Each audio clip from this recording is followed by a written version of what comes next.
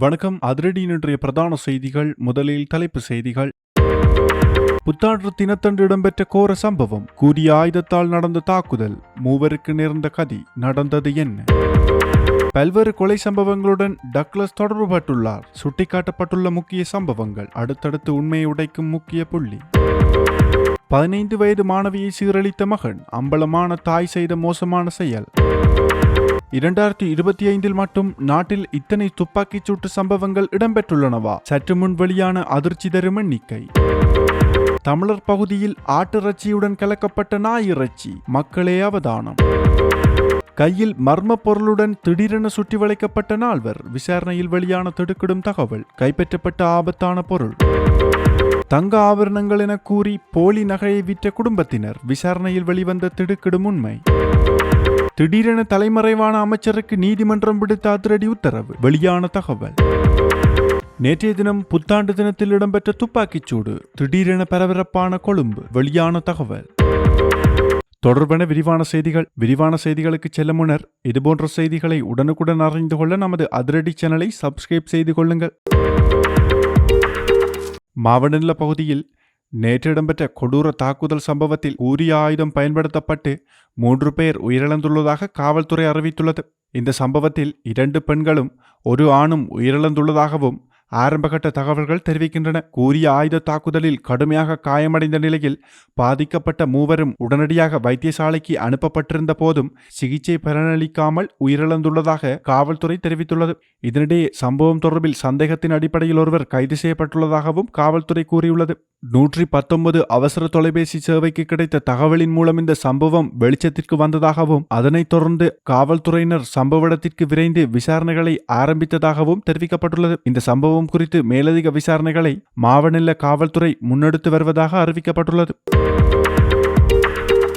நாய்கள் கொல்லப்பட்டு இறைச்சிக்காக வெட்டப்பட்டதாக சந்தேகிக்கப்படும் சம்பவம் தொடர்பில் பெரிய நீலாவணை காவல் நிலையத்தில் முறைப்பாடு பதிவு செய்யப்பட்டுள்ளதாக தெரிவிக்கப்படுகிறது. இந்த முறைப்பாட்டை கல்முனை மாநகர சபையின் முன்னாள் உறுப்பினர் ஒருவர் தாக்கல் செய்துள்ளதாகவும் ஆட்டு இறைச்சியுடன் கலப்பதற்காக நாய்கள் கொல்லப்பட்டிருக்கலாம் என்ற சந்தேகமும் அதில் முன்வைக்கப்பட்டுள்ளதாகவும் கூறப்படுகிறது.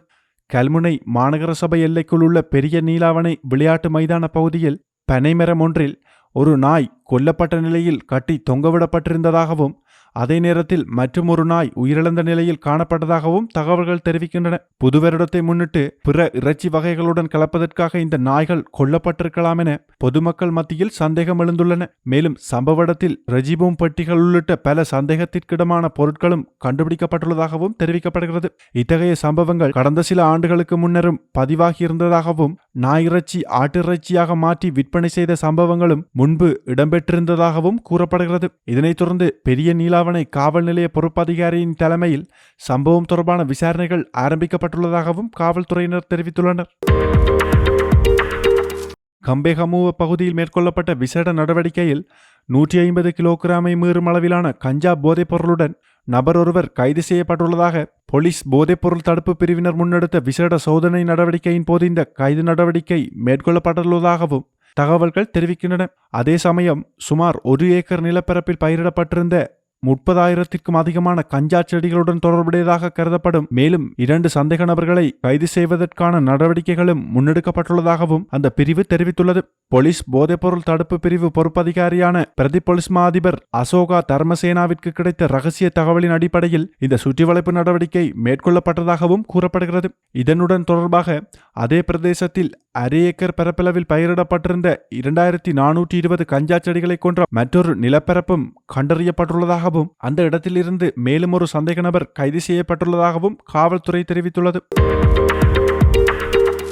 ஊடகவியலாளர் மயில்வாகனம் நிமலராஜன் படுகொலை உள்ளிட்ட பல்வேறு கொலை சம்பவங்களில் இபிடிபி அமைப்பின் தொடர்பு இருக்கலாம் என்ற குற்றச்சாட்டுகள் தொடர்ந்து வலுப்பட்டு வருவதாக நாடாளுமன்ற உறுப்பினர் ஞானமுத்து ஸ்ரீநேசன் தெரிவித்துள்ளார்.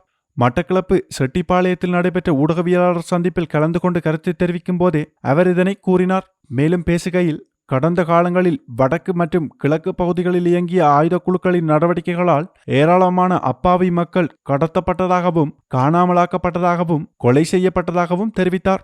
அத்தோடு பலர் சித்திரவதைகளுக்கும் உள்ளாக்கப்பட்டுள்ளதாகவும் கூறினார். தனிப்பட்ட ரீதியில் யாரிடமும் பகைமை அல்லது விரோதம் இல்லை என்றும் இருப்பினும் வடக்கு பகுதியில் இடம்பெற்ற பல கடத்தல் மற்றும் காணாமல் போன சம்பவங்களில் EPDP அமைப்பு தொடர்புடையதாக குற்றச்சாட்டுகள் முன்வைக்கப்பட்டு வருவதாகவும் அவர் சுட்டிக்காட்டினார். ஊடகவியலாளர் நிமல்ராஜன் படுகொலை மட்டுமன்றி பத்திரிகை ஆசிரியர் அற்புதன், KS ராஜா உள்ளிட்ட பலரது கொலை சம்பவங்களிலும் அதேபோன்று பல கடத்தல் சம்பவங்களுடன் தொடர்புடைய கொலைகளிலும் EPDP அமைப்பின் ஈடுபாடு இருந்ததாக பொதுமக்கள் பலர் குற்றம் சாட்டி வருவதாக அவர் கூறினார்.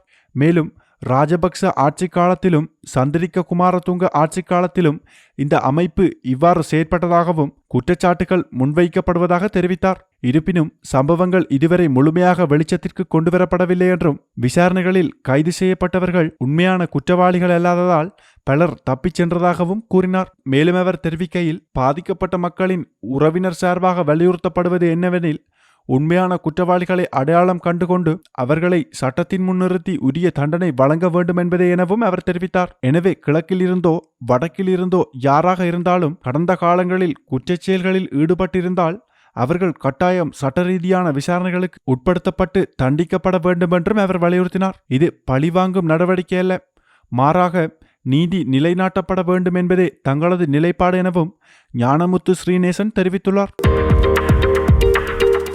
வத்தளை முன்னாள் அமைச்சர் ஜோன்ஸ்டன் பெர்னாண்டோவை போலீசார் தேடி வரும் நிலையில் நீதிமன்றம் நேற்று வெளிநாட்டு பயண தடை விதித்துள்ளது.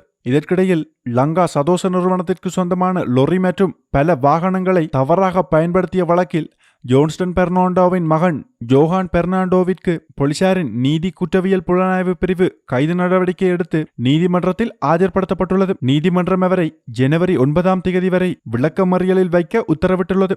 எனவே இந்த சம்பவம் இவ்வாறு இருக்க, முன்னாள் அமைச்சர் ஜோன்ஸ்டன் பெர்னாண்டோவை போலீசார் தீவிர விசாரணைகளில் கைது செய்ய ஏற்பாடு செய்து வருகின்றனர். ஜோன்ஸ்டன் பெர்னாண்டோ தலைமறைவாக இருப்பதால் அவருக்கு எதிராக வெளிநாட்டு பயணத்தடை விதிக்கப்பட்டுள்ளதாகவும் அதிகாரிகள் தெரிவித்துள்ளனர். இதற்கிடையில் சம்பவம் தொடர்பான மேலதிக விசாரணைகளை போலீசாரின் நீதி குற்றவியல் புலனாய்வு பிரிவு மேற்கொண்டு வருகிறது என்பதும் குறிப்பிடத்தக்கது. நீர்கொழும்பில் போலியாக உருவாக்கப்பட்ட தங்க ஆபரணங்களை விற்பனை செய்ததற்காக 4 பெண்கள் உள்ளிட்ட மொத்தம் 5 பேர் கைது செய்யப்பட்டுள்ளனர். போலி தங்கங்களை தயாரித்து விற்பனை செய்த முறைப்பாட்டின் அடிப்படையில் நீர்கொழும்பு பிரிவு குற்றவியல் புலனாய்வு பிரிவு பணியக அதிகாரிகள் விசாரணைகளை மேற்கொண்டதன் போது சந்தேக நபர்கள் கைது செய்யப்பட்டுள்ளனர். மேலும் கைது செய்யப்பட்டவர்கள் கொலன்னாவை மற்றும் நீர்கொழும்பு பகுதியைச் சேர்ந்தவர்கள் எனவும் வயது வரம்பு 35 முதல் 38 எனவும் குறிப்பிடப்பட்டுள்ளது. எனவே குறித்த சம்பவம் தொடர்பாக நீர்கொழும்பு குற்றவியல் புலனாய்வு பிரிவு மேலதிக விசாரணைகளை தொடர்ந்து முன்னெடுத்து வருகின்றது.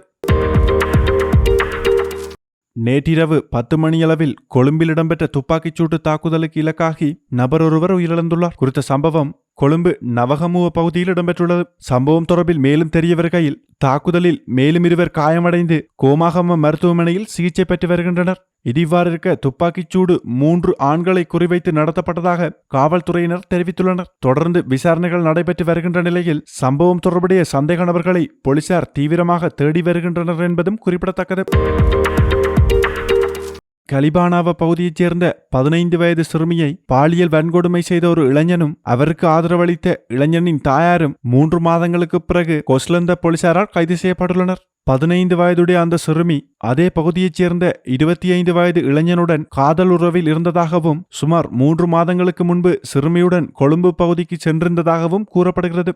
இப்படி இருக்க சிறுமியும் அவரது மகனும் கொழும்பு பகுதியில் இருப்பதை இளைஞனின் தாய் அறிந்திருந்தார் எனவும், ஆனால் அது குறித்து போலீசாருக்கு தெரிவிக்கவில்லை என்றும், தொடர் விசாரணைகளை தொடர்ந்து அந்த இளைஞனும் சிறுமியும் கொழும்பு பகுதியில் இருந்தபோது கைது செய்யப்பட்டனர். குறித்த கைதின் பின்னர் சிறுமி மருத்துவ பரிசோதனைக்காக மருத்துவமனையில் அனுமதிக்கப்பட்டுள்ளார் எனவும், மேலும் சந்தேக நபரான இளைஞனும் அவருக்கு ஆதரவளித்த தாயாரும் கைது செய்யப்பட்டு நீதிமன்றத்தில் ஆஜர்படுத்தப்பட உள்ளனர் எனவும் போலீசார் தெரிவித்துள்ளனர். கடந்த வருடம் 114 துப்பாக்கிச்சூட்டு சம்பவங்கள் பதிவாகியதாகவும் அதில் 60 பேர் உயிரிழந்துள்ளதுடன் 57 பேர் காயமடைந்ததாகவும் காவல்துறை குறிப்பிட்டுள்ளது. இது மட்டுமல்லாது நேற்று முன்தினம் இடம்பெற்ற 2 துப்பாக்கிச்சூட்டு சம்பவங்களும் பாரிய குற்றக்கும்பல்களைச் சேர்ந்தவர்களால் நடத்தப்பட்டதாகவும் காவல்துறை கூறியுள்ளது. மேலும் நேற்று முன்தினம் இடம்பெற்ற 2 துப்பாக்கிச்சூட்டு சம்பவங்களும் பாரிய குற்றக்கும்பல்களைச் சேர்ந்தவர்களால் நடத்தப்பட்டதாகவும் காவல்துறை குறிப்பிட்டுள்ளது. இது இப்படி இருக்க, நாட்டில் இடம்பெற்ற இந்த அனைத்து துப்பாக்கிச்சூட்டு சம்பவங்களுடன் தொடர்புடைய விசாரணைகள் தீவிரமாக முன்னெடுக்கப்பட்டு வருவதாகவும் பலரை தேடும் நடவடிக்கைகளும் மேற்கொள்ளப்பட்டு வருவதாகவும் போலீசார் தெரிவித்துள்ளனர். இத்துடன் அதிரடியின் இன்றைய பிரதான செய்திகள் நிறைவடைகின்றன. நமது செய்தி தொடர்பான உங்களுடைய கருத்துக்களை மறக்காமல் கமெண்டில் பதிவிடுங்கள். மேலும் இதுபோன்ற செய்திகளை உடனுக்குடன் அறிந்து கொள்ள நமது அதிரடி சேனலை சப்ஸ்கிரைப் செய்து கொள்ளுங்கள்.